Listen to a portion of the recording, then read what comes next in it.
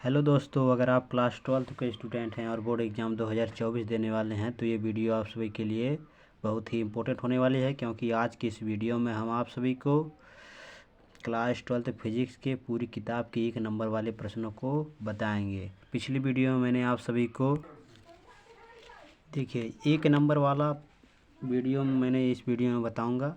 पिछली वीडियो में मैंने आप सभी को 5 नंबर वाले और 2 नंबर वाले और 3 नंबर वाले इन 3 वीडियो को बना दिया है। जाकर आप प्लेलिस्ट में जाकर देख लीजिए। आज का हमारा जो वीडियो है 1 नंबर वाला प्रश्न इस वीडियो में हम बताएंगे, तो इन सब वीडियो को आप जाकर देख लीजिए। बहुत ही इम्पोर्टेंट क्वेश्चन है, तो आप सभी के पास ज़्यादा समय नहीं है तो इन सब को आप देख लीजिए। 3 वीडियो मात्र देखना है आप सभी को। उसके बाद हम आज 1 नंबर वाले प्रश्न को बता देंगे। उसके बाद हम न्यूमेरिकल पे चलेंगे। न्यूमेरिकल पर तो न्यूमेरिकल में हम आप सभी को बताएंगे इम्पोर्टेंट क्वेश्चन को। तो चलिए, अगर आप हमारे चैनल पर नए हो तो चैनल को सब्सक्राइब कर लीजिए। तो चलिए वीडियो स्टार्ट करते बिना देर किए। तो देखिए हमारा जो क्वेश्चन दिया है, क्वेश्चन नंबर हमारा पहला दिया है। इसमें देखिए क्या कह रहा है। वैद्युत द्विध्रुव के कारण निरक्षीय स्थिति में किसी बिंदु पर वैद्युत क्षेत्र की तीव्रता का व्यंजक लिखिए। तो ये आप सभी के बोर्ड एग्जाम 2008 में पूछा गया है। तो देखिए ये आपका व्यंजक सूत्र पूछ रहा है। तो इसमें देखिए आपको इसमें सूत्र भर याद होना चाहिए। आपका ये फार्मूला याद है। देखिए अब ये जो आपका लिखा है वो तो आपका क्वेश्चन से ही लिखा है। देखिए यहाँ पर लिखा है, देखिए यहाँ से वैद्युत द्विध्रुव के कारण निरक्षीय स्थिति में, यहाँ तक हुआ, में किसी बिंदु पर वैद्युत क्षेत्र की तीव्रता, इतना लिख दिए। उसके बाद आप सूत्र लिख दीजिए E बराबर 1/4 pi epsilon not P upon में R/Q न्यूटन प्रति कूलम। ये मात्रक होता है वैद्युत क्षेत्र का। तो मात्रक कैसे निकला है, देखिए इसका फार्मूला होता है E बराबर F अपॉन में Q। ये होता है तो बल का मात्रक न्यूटन हो गया और आवेश का मात्रक कूलम, तो यानी कि इसका मात्रक है न्यूटन प्रति कूलम। तो चलिए अब देखते हैं क्वेश्चन नंबर 2। तो हमारा क्वेश्चन नंबर 2 दिया है, देख लीजिए इसमें। तो इसमें क्या कह रहा है, देखिए आवेशों के मध्य लगने वाले वैद्युत बल की सहायता से वैद्युतशीलता का विमीय समीकरण निकालिए। विमीय समीकरण यानी विमीय सूत्र निकालना है इसमें हमको। तो देखिए, तो जो आपका आवेशों के मध्य लगने वाला वैद्युत बल होता है यानी कूलम के माध्यम से जो निकलता है हमारा वैद्युत बल, F बराबर 1/4 pi epsilon not Q1 Q2 upon में R²। ये फार्मूला होता है। अब देखिए हमको यही निकालना है E0 यानी कि वैद्युतशीलता, यानी कि E0 को वैद्युतशीलता से दर्शाते हैं। तो E0 बरा, देखिए अब E0 इस तरफ आ जाएगा और F है इसके स्थान पर आ जाएगा। तो हमारा हो जाएगा Q1 Q2 अपॉन में F R²। अब देखिए वैद्युतशीलता E0 का जो विमीय सूत्र निकलेगा, तो देखिए जो Q का विमीय सूत्र होता है वो AT होता है और इसका भी वही होगा Q2 का AT, क्योंकि ये सेम होता है आवेश का। तो AT और उसके बाद देखिए जो बल का यानी कि F का जो विमीय सूत्र होता है वो होता है M/L/T/2 और जो R का होता है लंबाई का, तो होता है लंबाई का L। और उसके बाद देखिए दूरी का होता है L, L इसका L हो गया। उसके बाद देखिए और ये हमारा क्या है, स्क्वायर है, तो स्क्वायर इस पर लग गया है। अब इसको ऊपर ले जाएंगे तो देखिए ये ऊपर जाएगा तो हमारा जो बनकर आएगा विमीय सूत्र वो होगा M पे -1, L पे -3 और T पे 4 हो जाएगा, A पे स्क्वायर हो जाएगा। तो देखिए ये आपका 2 हो जाएगा स्क्वायर। पहले देखिए L, अब ये जो M है ऊपर जाएगा माइनस में 1 हो जाएगा। उसके बाद T है तो यहाँ पर देखिए -2 है और उसके बाद देखिए T पे 4 है, ऊपर जाएगा आपका ये प्लस हो जाएगा और 2TE है तो ये T पे 4 हो जाएगा। और L देखिए L एक यहाँ है, ऊपर जाएगा आपका माइनस हो जाएगा -2 और ये भी आपका L एक है तो ऊपर जाएगा माइनस में भी, तो -3L हो जाएगा। उसके बाद A है तो A आपका A² हो जाएगा। तो ये आपका विमीय सूत्र निकल कर आ जाएगा वैद्युतशीलता का। तो ये था हमारा क्वेश्चन नंबर 2। तो चलिए क्वेश्चन नंबर हम देखते हैं 3। तो क्वेश्चन नंबर हमारा 3 जो है न्यूमेरिकल टाइप का क्वेश्चन है। इस पर तो क्वेश्चन हर साल पूछा जाता है, तो इसे आप मत छोड़िएगा। देखिए 1 नंबर में ये क्वेश्चन कभी काल बहुविकल्पी में, कभी काल ये आपके अतिलघुत्री में भी पूछ लेता है। तो देखिए इसका ये देखिए 1 कूलम आवेश में कितने इलेक्ट्रॉन होते हैं, ये आप सभी की बोर्ड एग्जाम 2019 में पूछा गया क्वेश्चन है। और इस तरह भी पूछता है 8 कूलाम में, 6 कूलाम में कितने आवेश होते हैं, इस तरह क्वेश्चन पूछता है। तो आपको कुछ करने का ज़रूरत नहीं है। इसको देखिए, आपका यही नियम लागू करना है। देखिए Q बराबर, यानी कि एक दिया, अगर यहाँ पर 4 दिया, 5 दिया, जितना भी दिया होगा यहाँ पर लिख देंगे। उसके बाद 1 इलेक्ट्रॉन में, यानी कि इलेक्ट्रॉन बराबर होता है 1.6 गुणे 10⁻19 कूलाम होता है। और एन बराबर हमको ज्ञात करना है। तो देखिए Q बराबर होता है एन ई, और हमको क्या ज्ञात करना है, एन ज्ञात करना है। तो एन हो जाएगा इस तरफ और Q हो जाएगा इस तरफ। तो यानी कि ये आपका Q अपान में ई होगा एन का, एन बराबर। तो चलिए उसके बाद मान रख देंगे हम। तो मान दिया है जो Q का 1 दिया है, और ई कितना दिया है 1.6 गुणे 10⁻19। तो इसको हम रख देंगे। अब इसका हम देखिए, ये तो हमारा, इसका हम भाग देंगे तो 6.25 ये निकल कर आएगा। फिर 16 से हम जब 1.6 को जब 1 में भाग देंगे तो 6.25 इसका आएगा। उसके बाद ये जो हमारा है जो 10⁻19, तो इसको हम ऊपर ले जाएंगे तो ये आपका 10/18 हो जाएगा। यानी कि ये आपका 6 दशमलव नहीं होगा, ये 62.5 होगा। देखिए हम आपको यहाँ पर बता दे रहे हैं। देखिए ये आपका 1 है, तो 1 को हम काटेंगे तो कितनी बार में कटेगा, तो ये कटेगा 0.625। तो देखिए हम जब यहाँ पर 1.6 का 1 में भाग देंगे तो देखिए ये दशमलव हटेगा तो यहाँ पर 0 हट गया, बढ़ जाएगा। उसके बाद देखिए ये जब आपका 10 में नहीं जाएगा अब भी, तो यहाँ पर 0 बढ़ेगा।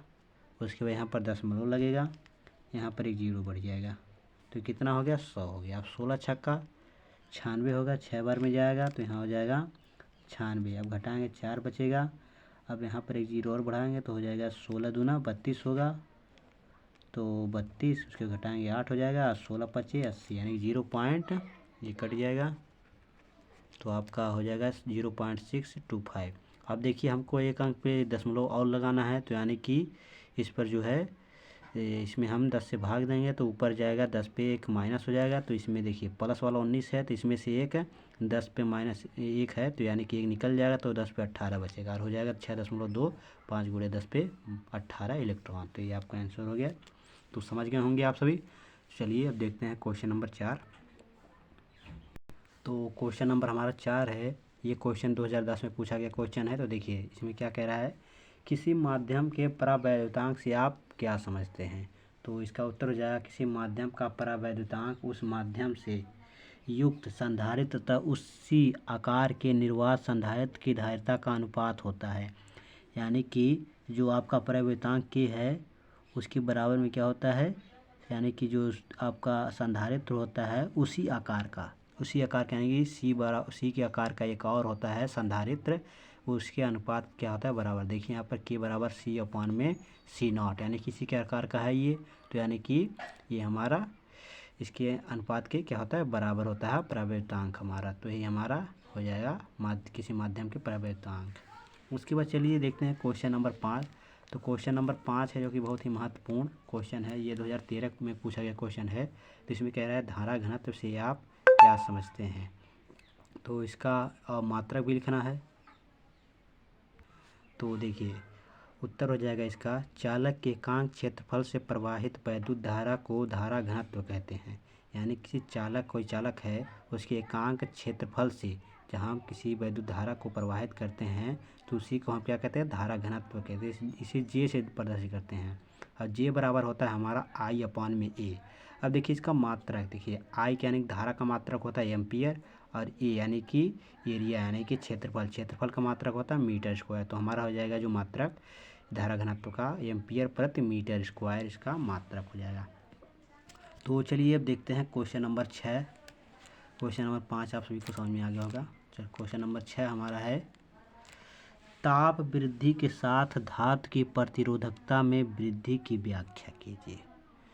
तो प्रतिरोधकता यानी किसी कोई धातु है उसमें प्रतिरोधकता की वृद्धि की व्याख्या करना है। तो देखिए बहुत से ऐसे बच्चे होते हैं कि इसको क्या करते हैं, व्याख्या देखेंगे इसको तो लगेंगे इसको आधे पन्ने एक पन्ने में पूरा लिखने लगेंगे, लेकिन ये नहीं देखेंगे कितने नंबर में ये पूछा गया है। तो ये 1 नंबर में पूछा जाएगा तो इस तरह से आप इसको 1-2 लाइन में लिख दीजिएगा। अगर आपको ये 4-5 नंबर में पूछे, 3 नंबर में, 5 नंबर में पूछे तो ये आपको लिखना रहेगा कम से कम 1.5 पन्ना, 2 पन्ना, तो 2 पन्ना तो करीबन लिखना रहेगा, 1-1.5 पन्ना। लेकिन आपको 1 नंबर में इसमें पूछा है तो आपको देखिए ये आपका 1-2 लाइन में लिख देना है। देखिए आपका 2017 में पूछा गया क्वेश्चन है, तो इसमें क्या कह रहा है देख लेते हैं।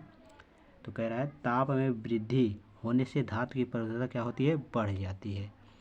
जब हम कि ताप में वृद्धि करते हैं तो जो धातु की प्रतिरोधकता होती है वह क्या होती है, बढ़ जाती है। तो ये हमारा कह रहा है। उसके बाद चलिए क्वेश्चन नंबर हम 7 देखते हैं। तो क्वेश्चन नंबर 7 में है किसी सेल के आंतरिक प्रतिरोध से आप क्या समझते हैं। तो ये क्वेश्चन 2018 में 16 में पूछा गया क्वेश्चन है।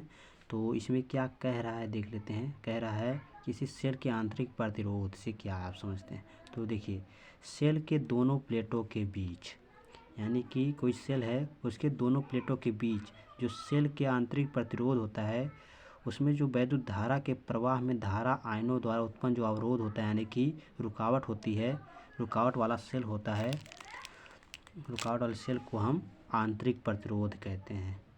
तो देखिए कोई सेल है उसको हम दोनों प्लेटों के बीच के सेल के आंतरिक के जो आंतरिक सेल है, बीच के आंतरिक सेल है, उसको वैद्युत धारा के प्रवाह में धारा आयनों जो धारा का आयन होता है उसके द्वारा जो उत्पन्न होता है अवरोध है, यानी कि रुकावटें जो आती हैं उस सेल वो जो रुकावटें होती हैं उस सेल को आंतरिक प्रतिरोध कहते हैं। ये हमारा क्वेश्चन नंबर 7 था जो कि आप सभी को समझ में आ गया होगा।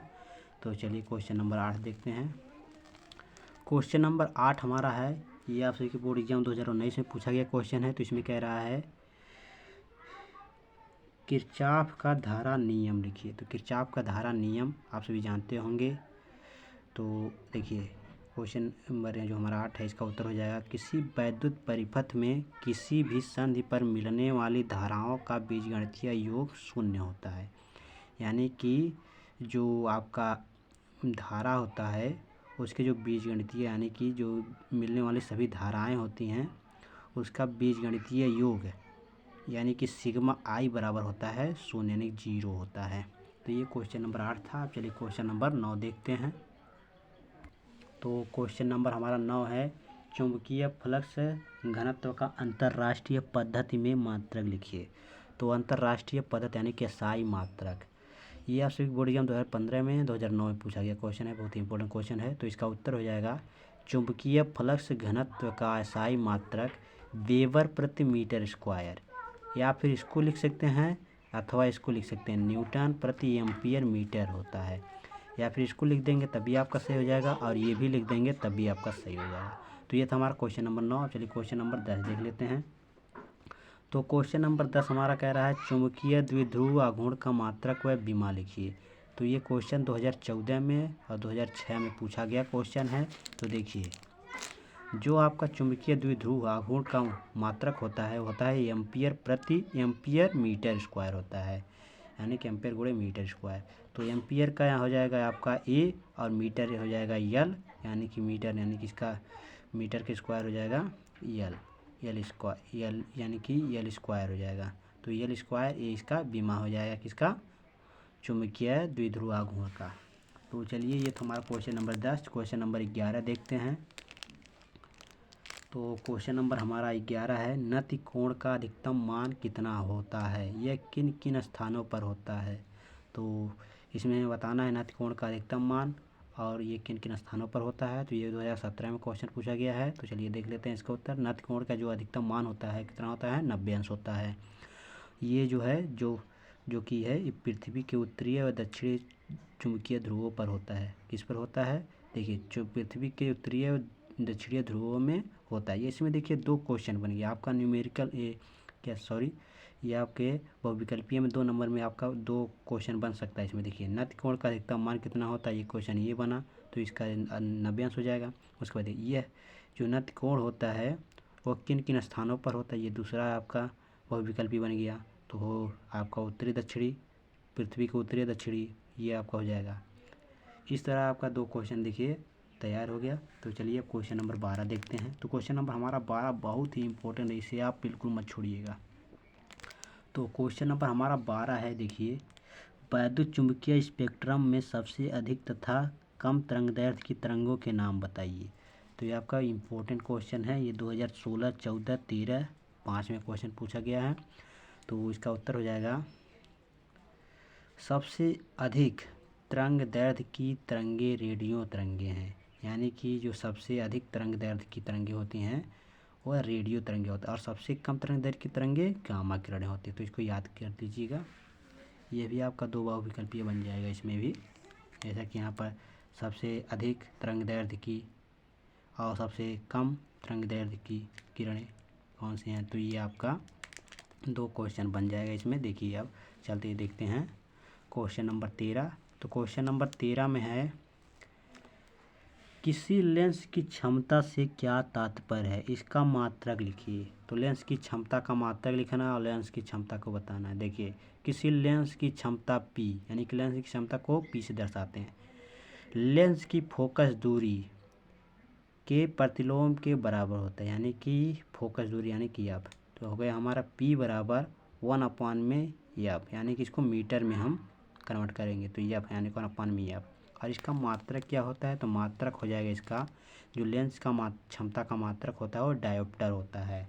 तो इसे आप तैयार कर लीजिएगा। तो चलिए क्वेश्चन नंबर अब देखते हैं 14।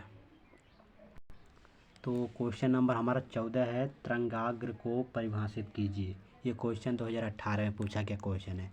हम जितने भी क्वेश्चन आप सबको बता रहे हैं प्रीवियस क्वेश्चन हैं, एक भी क्वेश्चन आपको ऐसा नहीं देखने को मिला कि किसी भी बोर्ड एग्जाम में ये पूछा ना गया हो। तो देखिए इसका उत्तर हो जाएगा, किसी माध्यम में समान कला की स्थिति में रहने वाले कणों को स्पर्श करने वाली काल्पनिक सतह को तरंगाग्र कहते हैं। यानी कि कोई ऐसा समान कला है, किसी ऐसे माध्यम में कोई समान कला है जिसकी स्थिति में रहने वाले जो कण होते हैं, यानी कणों को जो स्पर्श करते हैं, जो जो कण होता है उसको स्पर्श करने वाली जो काल्पनिक सतह होती है उसको हम तरंगाग्र कहते हैं। तो ये था हमारा क्वेश्चन नंबर 14। अब चलिए क्वेश्चन नंबर हम देख लेते हैं 15। तो क्वेश्चन नंबर 15 में आपका न्यूमेरिकल एक टाइप है।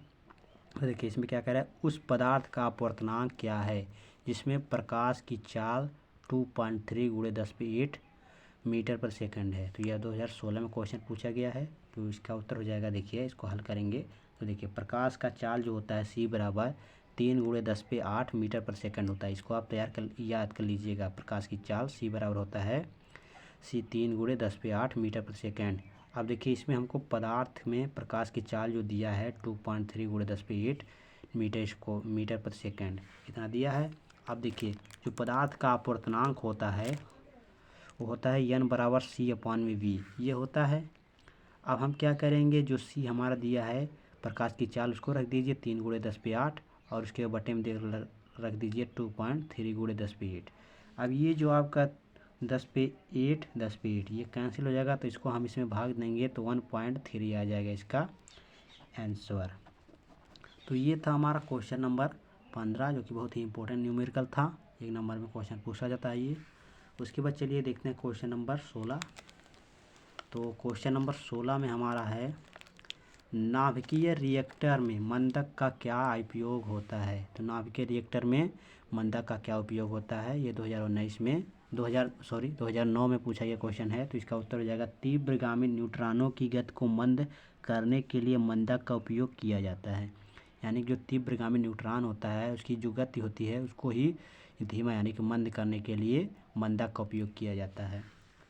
तो समझ गए होंगे। अब चलिए क्वेश्चन नंबर हम देखते हैं 17। क्वेश्चन नंबर 17 में है, नाभिकीय रिएक्टर में प्रयुक्त किए जाने वाले किन्हीं 2 मंदकों के नाम लिखिए। यानी जो नाभिकीय रिएक्टर होता है उसमें जो प्रयुक्त किए जाने वाले 2 मंदक होते हैं उनके 2 नाम बताने हैं हमको। तो देखिए एक होता है ग्रेफाइट और एक होता है भारी जल। भारी जल को जो आपका रासायनिक सूत्र होता है वो D2O होता है। तो यह तैयार कर लीजिए, ग्रेफाइट और भारी जल होता है मंदक जो कि नाभिकीय रिएक्टर में प्रयुक्त किए जाते हैं। तो उसके बाद हमारा आता है क्वेश्चन नंबर 18। तो क्वेश्चन नंबर 18 में है, ठोसों में उपस्थित ऊर्जा बैंडों के नाम लिखिए। तो ये आपसे बोर्ड एग्जाम 2017 में 14 में पूछा गया क्वेश्चन है। तो इसका उत्तर हो जाएगा, चालन बैंड एक है अतः संयोजी बैंड ठोसों में उपस्थित ऊर्जा बैंड है। तो ये आपका चालन बैंड और संयोजी बैंड जो हैं कौन से बैंड हैं? ऊर्जा बैंड है। तो ये था हमारा क्वेश्चन नंबर 18। चलिए क्वेश्चन नंबर देख लेते हैं 19। तो क्वेश्चन नंबर 19 हमारा है, बहुत ही इंपॉर्टेंट क्वेश्चन है। 2017 में, 2010 में, 2008 में पूछा गया क्वेश्चन है। तो क्वेश्चन हमारा क्या कह रहा है? क्वेश्चन कह रहा है मूल लॉजिक गेटों के नाम लिखिए। तो इसमें मूल लॉजिक गेटों के नाम लिखना है। तो देखिए जो मूल लॉजिक गेट हैं OR है, AND है तथा NOT है। ये जो गेट हैं मूल लॉजिक गेट होते हैं। कौन से गेट होते हैं? मूल लॉजिक गेट। तो इसको आप तैयार कर लीजिएगा, ये बहुत ही इंपॉर्टेंट क्वेश्चन है। उसके बाद चलिए क्वेश्चन नंबर 20 देखते हैं, जो कि हमारा लास्ट क्वेश्चन होगा इस वीडियो का।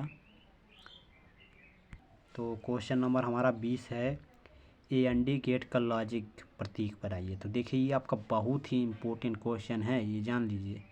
ये आपका देखिए वेरी इंपॉर्टेंट क्वेश्चन है, इसको आप बिल्कुल तैयार कर लीजिए। देखिए 2017, 2016, 2010, 2009, 2008, 2007, यानी कि यहाँ से हम देखें तो 10 से लेकर हमारा जो है 7 तक के लगातार ये क्वेश्चन पूछे गया है। तो इसका जो उत्तर होता है AND का प्रतीक जो होता है वो कुछ इस प्रकार होता है।